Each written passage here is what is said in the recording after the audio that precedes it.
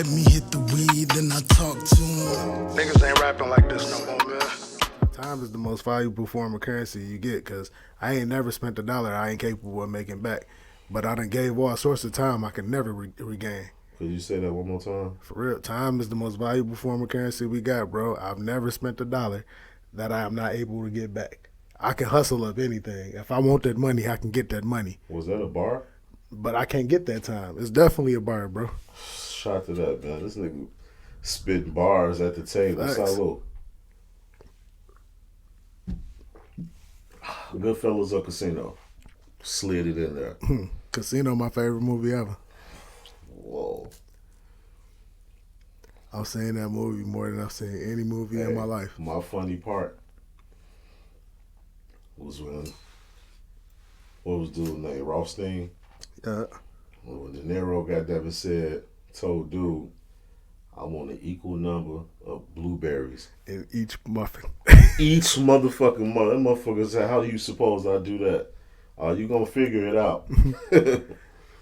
Nah, he said, you know how long that'll take? Shit crazy. Yeah, that's crazy. Man, my favorite part of that movie, bro, changed my life. Before I went to see that, I was going to school and I was just nice and I was kind and I was laid back like I am now. I watched that movie and watched Joe Pesci stab dude in the neck with that pen and kill him in that bar. As soon as I went to school the next day, somebody got punched in the mouth. I was on that. Like, at that point, it was time to go crazy. But, yeah, that was my shit. Hey, why do you think females always think we trying to holler at them when we just say good morning or good afternoon or something like that, man? Why do you give us them looks? It's twofold. Number one, because a lot of these dudes are. A lot of them getting haunted in the inbox but by the thirsty dudes. But the real men and dudes that just be on player shit and they be saying it or whatnot, they get grouped into that unfairly by women. Also because a part of women, that's what they need to feel secure. Women want to feel like they're desired. So a part of them needs to feel like, okay, I'm the chase. Like, if you ride in your car and you hooked up to the Bluetooth like you be, but you bumping your favorite song and somebody call, not your mother,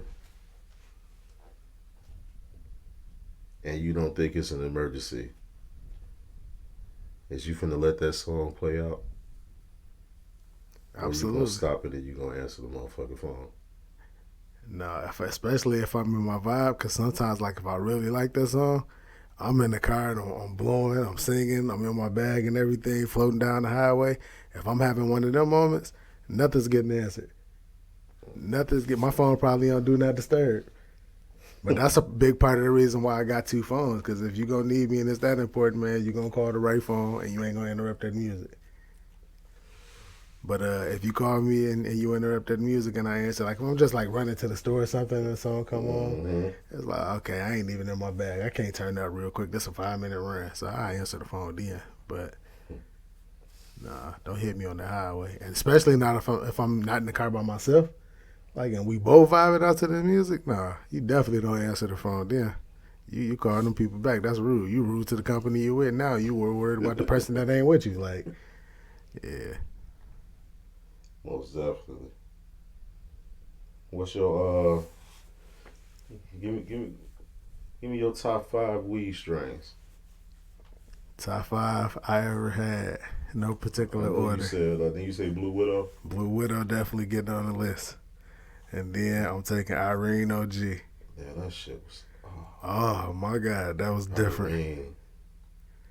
Then I'm gonna take that Sour Apple Killer. Oh yeah, that was some gas. And that shit had seeds in it, ladies and gentlemen. Yes, it did.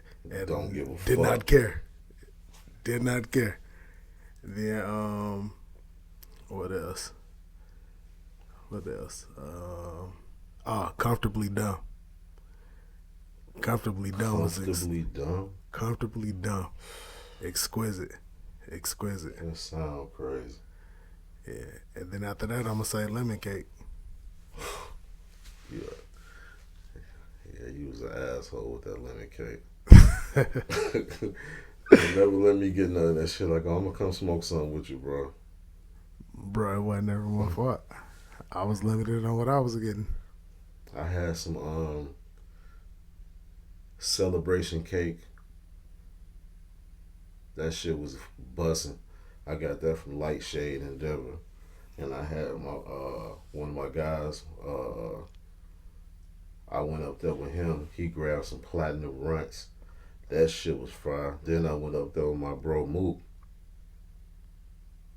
I got to get him on here too.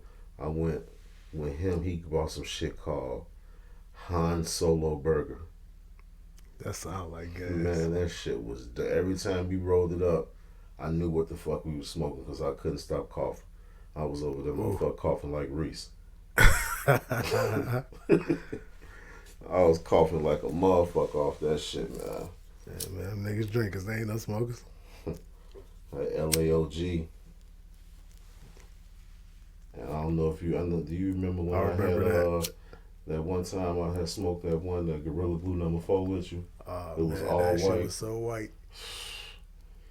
That shit was precious. Yeah, man, I'm being disrespectful. You know what I left off my list?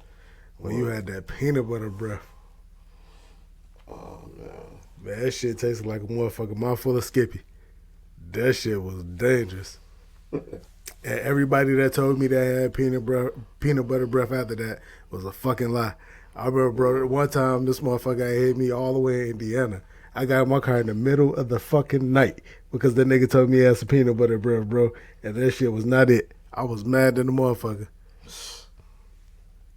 That shit was a fraud. That shit was a fraud.